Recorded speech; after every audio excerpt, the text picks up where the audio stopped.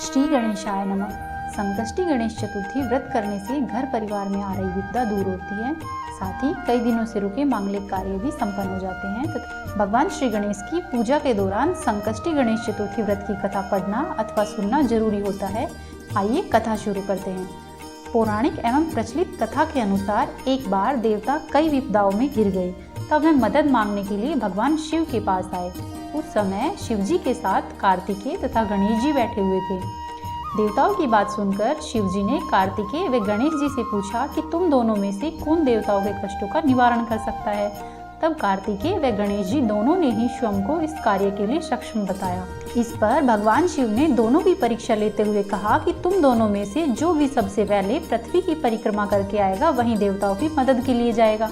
भगवान शिव के मुख से यह वचन सुनते ही कार्तिकेय अपने वाहन मोर पर बैठकर पृथ्वी की परिक्रमा के लिए निकल गए, परंतु गणेश जी सोच में पड़ गए कि वह चूहे के ऊपर बैठकर सारी पृथ्वी की परिक्रमा करेंगे तो इस कार्य में उन्हें बहुत अधिक समय लग जाएगा। तभी उन्हें एक उपाय सूझा। गणेश जी अपने स्थान से उठे और अपने माता पिता की 7 बार परिक्रमा करके वापस आकर बैठ गए। जब परिक्रमा कर कार्तिकेय भगवान वापस लौटे तो वे स्वयं को विजेता बताने लगे। तब शिव जी ने श्री गणेश से पृथ्वी की परिक्रमा ना करने का कारण पूछा। तब गणेश जी ने कहा कि माता पिता के चरणों में ही समस्त लोक है। यह सुनकर भगवान शिव ने गणेश जी को देवताओं के संकट दूर करने की आज्ञा दे दी। इस प्रकार भगवान शिव जी ने गणेश जी को आशीर्वाद दिया कि चतुर्थी के दिन जो भी तुम्हारा पूजन करेगा और रात्रि में चंद्रमा को अर्घ्य देगा, उसके तीनों ताप यानी कि दैहिक ताप तथा भौतिक ताप दूर होंगे। इस व्रत को करने से व्रतधारी को सभी तरह की सुख सुविधा प्राप्त होगी और उसके जीवन में भौतिक सुखों की प्राप्ति होगी। चारों तरफ से मनुष्य की सुख समृद्धि बढ़ेगी, पुत्र पौत्रादि धन ऐश्वर्य की कोई कमी नहीं रहेगी। आइए अब गणेश चतुर्थी की दूसरी व्रत कथा सुनते हैं। एक समय की बात है, राजा हरिश्चंद्र के राज्य में एक कुम्हार था। वह कुम्हार मिट्टी के बर्तन बनाता था, लेकिन वे कच्चे ही रह जाते थे। एक पुजारी की सलाह पर उसने इस समस्या को दूर करने के लिए एक छोटे बालक को मिट्टी के बर्तन के साथ आग में डाल दिया। उस दिन संकष्टी चतुर्थी का दिन था। उस बच्चे की मां ने अपने बेटे के लिए व्रत रखा हुआ था। वह अपने बेटे के लिए बहुत अधिक परेशान हुई। उसने गणेश जी से बेटे की कुशलता की प्रार्थना की। दूसरे दिन जब कुम्हार ने सुबह उठकर देखा तो आग में उसके बर्तन तो पक गए थे, लेकिन बच्चे का बाल विवाह का नहीं हुआ। वह डर गया और उसने राजा के दरबार में जाकर सारी घटना कह सुनाई। इसके बाद राजा ने उस बच्चे और उसकी माँ को बुलवाया और उससे पूरी बात पूछी। तब उसकी माँ ने बताया कि मैं संकष्टी चतुर्थी का व्रत करती हूँ, इसके कारण ही मेरे बच्चे का कोई कुछ नहीं बिगाड़ सकता है। इस घटना के बाद राज्य की सभी महिलाएं संतान और परिवार के सौभाग्य एवं सुरक्षा के लिए संकट चौथ का व्रत करने लगी, ताकि उन पर जो भी संकट आए वह टल जाए एवं घर में सुख समृद्धि एवं सौभाग्य बना रहे। आइए अब गणेश चतुर्थी व्रत की तीसरी कथा सुनते हैं। श्री गणेश चतुर्थी व्रत की पौराणिक कथा के अनुसार एक बार भगवान शिव तथा माता पार्वती नर्मदा नदी के किनारे बैठे हुए थे। वहां पर माता पार्वती ने भगवान शिव से समय व्यतीत करने के लिए चौपड़ खेलने को कहा।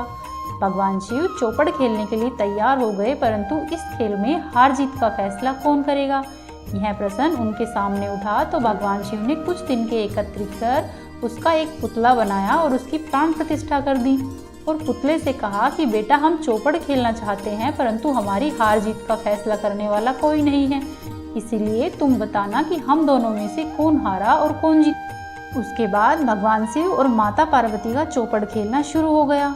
यह खेल 3 बार खेला गया और संयोग से तीनों बार माता पार्वती ही जीत गई। खेल समाप्त होने के बाद बालक से हार जीत का फैसला करने के लिए कहा गया, तो बालक ने महादेव जी को विजयी बताया। यह सुनकर माता पार्वती क्रोधित हो गई और क्रोध में उन्होंने बालक को लंगड़ा होने, कीचड़ में पड़े रहने का श्राप दे दिया। बालक ने माता पार्वती से माफी मांगी और कहा कि यह मुझसे अज्ञातवश हुआ है, ऐसा मैंने किसी द्वेष भाव में नहीं कहा। बालक द्वारा क्षमा याचना मांगने पर माता ने कहा कि यहाँ गणेश पूजन के लिए नागकन्याएं आएंगी, उनके कहे अनुसार तुम गणेश जी का व्रत करो, ऐसा करने से तुम मुझे प्राप्त कर लोगे। यह कहकर माता पार्वती शिव जी के साथ कैलाश पर्वत पर चली गई। 1 वर्ष बाद उस स्थान पर नागकन्याएं आई। तब नागकन्याओं से श्री गणेश के व्रत की विधि मालूम करने पर उस बालक ने 21 दिन लगातार गणेश जी का व्रत किया। उसकी श्रद्धा से गणेश जी प्रसन्न हुए। उन्होंने बालक को मनवांछित फल मांगने के लिए कहा। उस पर उस बालक ने कहा, हे विनायक, मुझे इतनी शक्ति दीजिए कि मैं अपने पैरों से चलकर अपने माता पिता के साथ कैलाश पर्वत पर पहुंच सकूं और वे यह देखकर प्रसन्न हो। तब बालक को वरदान देकर श्री गणेश जी अंतर्धान हो गए। इसके बाद वह बालक कैलाश पर्वत पर पहुंच गया और कैलाश पर्वत पर पहुंचने की अपनी कथा उसने शिव जी को सुनाई। चौपड़ वाले दिन से माता पार्वती शिव जी से रुष्ट हो गई थी। अतः देवी के रुष्ट होने पर भगवान शिव जी ने बालक के बताए अनुसार 21 दिनों तक श्री गणेश जी का व्रत किया। इस व्रत के प्रभाव से माता पार्वती के मन में भगवान शिव जी के लिए जो नाराजगी थी वह समाप्त हो। तब यह व्रत विधि भगवान शंकर ने माता पार्वती को बताई। यह सुनकर माता पार्वती के मन में भी अपने पुत्र कार्तिकेय से मिलने की इच्छा जागी। तब माता पार्वती ने भी 21 दिनों तक श्री गणेश जी का व्रत किया तथा दूर्वा, फूल, फल, लड्डुओं से श्री गणेश जी की पूजा अर्चना की।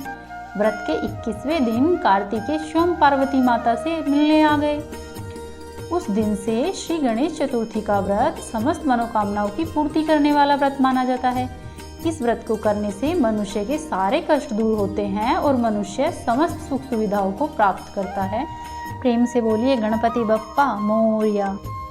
उम्मीद है आपको गणेश जी की कहानियाँ पसंद आई होगी। यदि कहानियाँ पसंद आई तो वीडियो को लाइक कीजिए, चैनल को सब्सक्राइब करें और वीडियो को अवश्य ही शेयर करें।